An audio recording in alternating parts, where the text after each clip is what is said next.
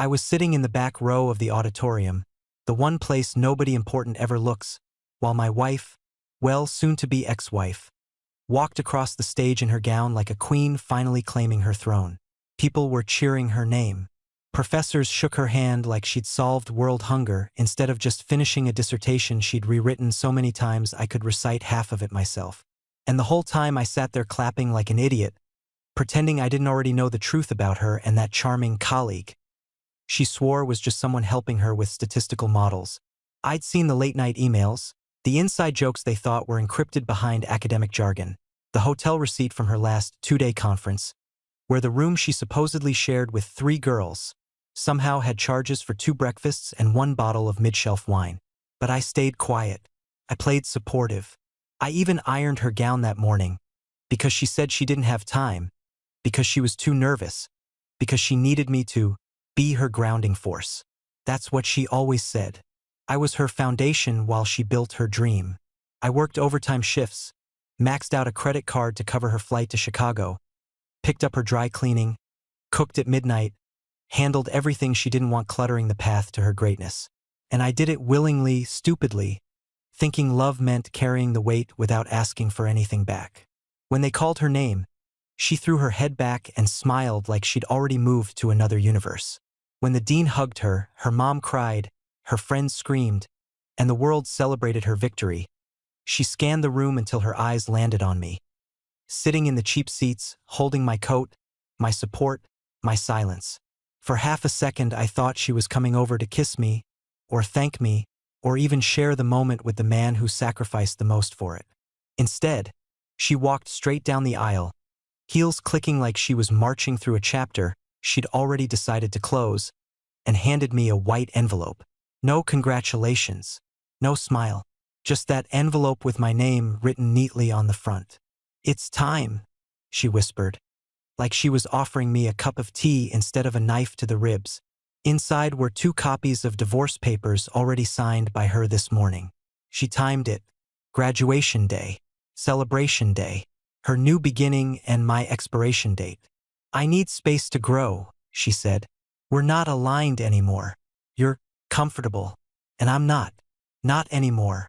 Then she stepped back, waiting for me to react, maybe explode, maybe beg.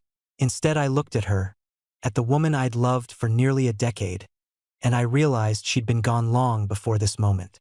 So I pulled the pen from my coat, the same pen she borrowed 1,000 times to edit her drafts, and I signed both copies without asking a single question. I placed 1 copy back in the envelope and set it gently on the empty seat beside me. Then I stood up, nodded once, and walked out of the auditorium while her friends clustered around her, lifting champagne flutes and taking selfies she'd later caption with something inspirational about becoming the woman I was always meant to be. And if you're hearing this right now, you're probably one of the 97% who listen to these stories but haven't subscribed yet. It's free, takes a second, and it genuinely helps us bring you more real, raw stories without the sugarcoat. Anyway, back to that walk out of the auditorium. I didn't storm. I didn't slam the doors. I didn't even look back. I just walked into the June heat, feeling the sun hit my face like I'd stepped into a different timeline. The kind where a man finally sees what he should have seen years ago. She didn't chase me. She didn't call my name. She didn't even notice I was gone. And maybe that was the real moment I understood the marriage had ended long before she handed me those papers. It ended the night she sent that email. Last night was unforgettable. To a man whose number I didn't recognize. It ended the moment she decided her future didn't have room for me unless I stayed small enough not to cast a shadow. And standing in that parking lot with her signature still drying on the page, I finally felt the truth settle in. She'd let go of me long ago. Today, she just made it official. And I was done waiting for her to notice the man she'd already replaced. I didn't go back inside the auditorium. I didn't wait for her photos or the reception or the polite conversations with professors who still thought we were a team. I walked straight to my truck, unlocked it, sat down, and let the silence stretch until it felt like the first clean breath I'd taken in years. There was no panic in me, no frantic rush to figure out what came next. Just a strange, heavy calm. The kind that hits you when something breaks in a way you can't put back together. and you finally accept it. My phone buzzed twice while I sat there. Once from her mom, with a cheerful, "Where did you go? Rachel wants to find you." And once from a number I'd already memorized even though I never saved it. The guy she was sleeping with. Well, the guy she thought I didn't know about. He didn't text me directly, of course. He'd messaged her, and the notification preview popped up on her iPad the night before graduation. The one she'd left charging on the kitchen counter. I hadn't meant to look. I was slicing vegetables for dinner, listening to the hum of her shower upstairs, when the screen lit up with a message. "Same room tonight? Loved last night. Can't stop thinking about you." No name, no photo, but the contact was saved as L. Just the letter, like even his name deserved secrecy. I stood there staring at the screen until the iPad locked itself again. Later, after she went to bed, I opened her laptop. I didn't need to hack it. The password was the same one she used for everything, her proposal topic, the academic equivalent of a vanity plate. And once I was in, it took less than 30 seconds to find the folder she thought was cleverly hidden inside a maze of draft files and research documents. Reflections. That was the name. Inside it were screenshots, emails, a hotel invoice from a conference she said was women only, but showed 2 breakfasts and a midnight room service charge. A mirror selfie she'd taken in a hotel bathroom wearing a silk robe I'd never seen before, one shoulder bare. And in the reflection behind her was a man's hand on her hip. Not grabbing, just resting like it had every right to be there. I didn't confront her. I didn't slam the laptop shut and demand an explanation. What was the point? I just copied everything onto a small USB drive I kept in my desk drawer. I didn't know why I did it then. Maybe for closure. Maybe for protection. Maybe because a small part of me already knew she'd find a way to blame me if the truth ever came out. So when I sat in my truck after signing the divorce papers, I already knew what to do. Not out of revenge, not out of anger, but out of something cleaner. Self-respect. I drove home slowly, like a man taking inventory of the last few minutes he'll ever spend in a place that used to be his. The house looked normal from the outside. Her graduation balloons still taped to the railing. The porch light still buzzing like it always did even after I replaced the bulb 3 times. Inside, the kitchen still smelled like the candle she'd lit before we left. Some overpriced lavender blend meant to calm her nervous system. I placed my house key on the counter. Right beside it I set the USB drive, not for her but for myself. A marker, a receipt of the truth. Then I packed only what I needed. My wallet, the truck title, a change of clothes, my birth certificate, and the envelope with the divorce papers. I didn't take photos off the wall. I didn't take the sweater she gave me on our first anniversary. I didn't take any of the things people take when they're hoping someone will chase after them. I locked the door behind me and placed my second key under the mat. She'd find it eventually. Not that she'd care why it was there. Before leaving town, I stopped at a gas station with a half-lit sign and a coffee machine that hissed like it was dying. In the parking lot, under the flickering fluorescent light, I opened my phone and pulled up the USB folder I'd copied to my cloud just in case. Then I forwarded the entire collection, screenshots, hotel invoice, emails, to one person, the wife of the man she'd been sleeping with. I didn't include a message. No explanation. No commentary. Just the truth delivered to someone who deserved to know. After that, I deleted everything. The files, the cloud backup, the message thread. I didn't need to keep proof anymore. The truth had been handed to the only person whose hands wouldn't twist it. When I got back on the highway, the sun was beginning to set behind the hills, turning the sky orange and pink like some painting people pay too much money for. I drove without music, without checking the rearview mirror, without wondering whether she'd text or call when she realized I wasn't coming home. She didn't. Not that night. Probably too busy celebrating her new beginning with the man who called her L. And as the miles stretched behind me, something strange happened. The panic I expected never came. Neither did the grief. What came instead was a slow, steady quiet. A quiet that didn't feel empty. A quiet that felt earned. I didn't know where I was going yet. Just that anywhere was better than where I'd been. And for the first time in years, I felt something close to freedom settle in my chest. Not dramatic. Not triumphant. Just honest, steady, quiet freedom. The kind a man doesn't realize he's been starving for until he finally tastes it. I didn't choose the lake town on purpose. I wasn't trying to reinvent myself or go off-grid like some dramatic movie character.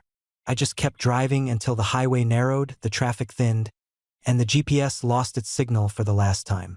A faded sign that read Lakeside Marina, 2 miles, pointed down a 2-lane road lined with pine trees. I followed it because there was nowhere else I needed to be. The town didn't look like much from the outside. A diner with peeling paint. A hardware store with a single dusty window. A marina half hidden behind a bait shop that smelled like old rope and wet wood. But something about it felt quiet in the kind of way that let you breathe without asking you why. I found a small motel room for $39 a night, the kind with a buzzing AC unit and a blanket thin enough to fold into an envelope. The manager didn't ask where I'd come from or how long I planned to stay. She just slid the key across the counter and said breakfast was at 6 if I wanted it. I didn't. I slept for almost 14 hours that first night. When I woke up, the world outside my window was gray and cool, the lake still enough to look like a sheet of metal. I walked down to the dock and watched a group of older fishermen load their gear onto a boat. One of them nodded at me, the kind of nod men give when they don't know who you are but understand you're carrying something heavy. I nodded back. That was the closest thing to conversation I had for the next 3 days. On the 4th day, I walked into the marina office because a help wanted sign was taped to the window. The owner, a man in his 60s with sunburned skin and a voice like gravel, looked me over once and handed me a clipboard. "Ever worked boats?" he asked. "No," I said. "Can learn?" "Yes." "Good enough." And that was that. My job was simple. Fill tanks, tie lines, clean decks, haul supplies, and keep the docks from turning into chaos when weekend tourists arrived pretending they knew how to steer. It was honest work, quiet work, no emails, no meetings, no intellectual debates about theoretical frameworks, no lies disguised as ambition, just sun, rope, metal, water, and the occasional curse word from someone who thought reverse meant forward. There was a teenager there too, maybe 17. His name was Tyler, but everyone called him Ty. Sharp kid, quick hands, impatient with everything except engines. He took it upon himself to show me how things worked, not because he admired me but because he hated inefficiency. "If you mess up the knots, people fall in," he said. "And I don't want to fish anyone out." I appreciated the honesty. Slowly, the days fell into a rhythm. Morning mist, gas station coffee, grease on my hands, sweat on my back, a shower in a motel bathroom with water pressure strong enough to sandblast skin. Evenings by the lake, sitting on the dock with my boots dangling over the water, watching the sky shift from orange to blue to black. I didn't miss my old life. I didn't miss the routine centered around making someone else's dream possible. And I definitely didn't miss the constant feeling that I was always a step behind her new expectations. What surprised me most was how fast the noise in my head quieted. The replaying of old arguments, the confusion, the betrayal, the questions I never asked because I already knew the answers would hurt. They all faded, not in a dramatic rush, but like waves pulling back piece by piece, leaving only smooth sand. I didn't check her social media, though it would have been easy since she practically lived online. I didn't open our old photo archive. I didn't reread the divorce papers. I deleted her number the first week. Not out of spite, out of necessity. But small glimpses of her life still reached me in ways I didn't expect. A former coworker emailed me to say congratulations on moving on, though I hadn't told anyone I'd left. Attached was a screenshot of one of her new posts showing her at a cafe with her cohort, wine glass in hand, captioned, "Growth looks good on me." Then another message came a week later from an old friend. "Bro, is that the professor she told you not to worry about?" A blurry screenshot followed, showing her at a rooftop party, a man beside her with his arm conveniently cropped out but unmistakably present in the reflection behind her. I didn't respond, not because I was angry, but because the only emotion I felt was distance. The kind that's impossible to cross once you've built a life on the other side. Over time, I started to hear bits of gossip trickle in through the marina customers, through old acquaintances, through whispers that somehow float across states and land right where you're trying to forget. About how her department was suddenly stricter about professional boundaries. About how the professor had taken an unexpected leave of absence. About how she'd moved into a modern apartment paid for by her new fellowship and posted daily affirmations about learning to choose yourself. Once, someone mentioned her presentation at a conference had been overshadowed by rumors of inappropriate conduct with a colleague, and she'd stormed out after being questioned by a committee chair. I listened, nodded, and went back to work. It wasn't my life anymore. It wasn't my burden. And yet, sometimes at night, sitting by the lake with the moon hanging low, I'd wonder if she ever paused long enough to notice the silence on the other end of everything. If she realized that I didn't block her, I just stopped being reachable. If she understood that the life she left behind had folded itself neatly, closed the book, and shelved itself without ceremony. But mostly, I didn't think about her at all. I thought about the next day's work, about the old boat Ty and I were restoring in the back of the marina yard, about the way the lake smelled different after rain, about the strange peace that grows when no one knows your name well enough to demand anything from you. My old life felt like a distant room in a house I no longer lived in. And for the first time, that didn't feel like loss. Felt like freedom. It started months later, on an evening so ordinary I barely remember what I was doing. Probably wiping down the fuel dock or sorting rope coils the way Ty liked them. OCD neat, alphabetical in his brain even if rope had no alphabet. My phone buzzed with a notification from an unknown number. No message preview, just the buzz. I ignored it. Then another came. And another. When I finally checked, it wasn't shock I felt. It was a strange, dull recognition, like seeing handwriting you'd forgotten existed. Hey, I hope you're okay. I know things got messy. Then another, you left so fast. We didn't talk. Maybe we should. And a third, Evan, please, don't make this weird. We're adults. They didn't sting. They didn't even annoy me. They just meant nothing. I deleted them without opening the threads. After that, the messages slowed but didn't stop. A random, hope you're well. And out of the blue, saw something today that reminded me of you. Once, around what would have been our anniversary, she sent, I know you probably hate me, but maybe someday we can talk like civilized people. I didn't open that one either. I didn't hate her. I just stopped existing in the version of the world where she mattered. Maybe that silence got under her skin. Maybe it bruised her ego.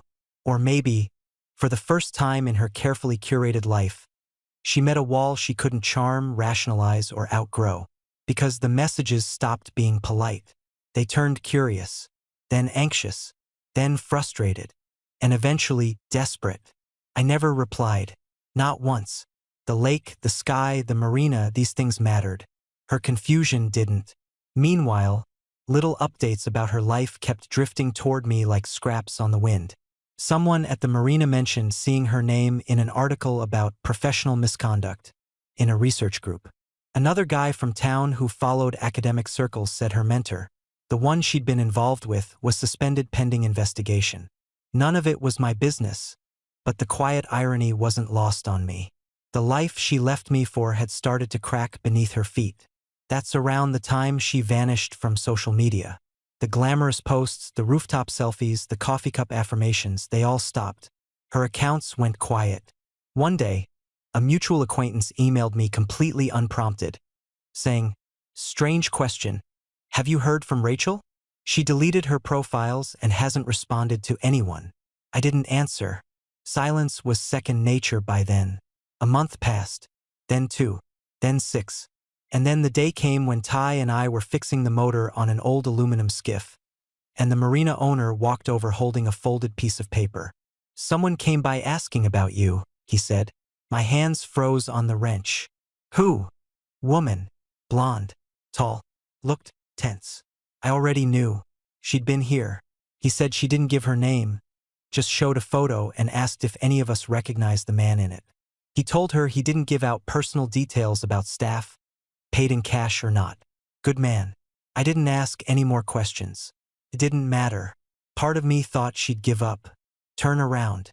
Leave whatever apology she'd rehearsed for herself and go back to whatever city she'd tried to conquer. But Rachel was never the type to accept a silence she didn't control. She was the type to pick a lock until the door cracked. So it didn't surprise me when she found what I thought she never would. The financial trail I hadn't realized I'd left behind. A gas station charged 2 states over. A hardware store receipt for outboard motor oil. A cash withdrawal pattern that connected 3 rural towns. She must have hired someone, a private investigator or maybe someone from the university with access to the kind of tools I never bothered to learn about. Because one afternoon, while I was tightening bolts on the far dock, I saw a rental car pull into the parking lot. I didn't look up at first. People rented cars all the time. But then the door opened, and I heard the distinct clack of heels on gravel. No one in this town wore heels. Not unless they were lost, pretending, or searching for something that didn't belong here. I didn't turn around. Not right away. Instead, I wiped my hands on a rag and kept tightening bolts until I heard her breath catch. She hadn't said my name yet, but I felt it forming in the air between us like a storm cloud.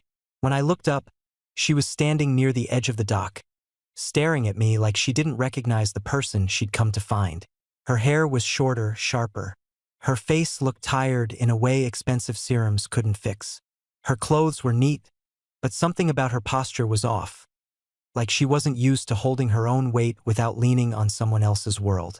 "Evan?" she said finally. Just my name. No smile. No fake warmth. Just a tremble buried underneath a practiced calm. I didn't answer. Not at first. I didn't owe her a dramatic reaction or a flood of emotion. I just stood there, letting her see the man she no longer had access to. She walked closer, slow, like approaching a wild animal she wasn't sure would bite. "You're here," she said, as if the discovery belonged to her. "I didn't know if I'd actually find you." I nodded once. Not as confirmation, just acknowledgement of a fact that didn't change anything. She studied my face like she was searching for the version of me she'd left behind. A man who waited for her approval, who absorbed her ambition like a duty, who folded himself smaller so she could stretch bigger. That man was gone, buried somewhere between mile markers on the highway she didn't care enough to follow. "Can we talk?" she asked carefully. The words sounded fragile, like they'd worn her out before she even reached me. I didn't say yes.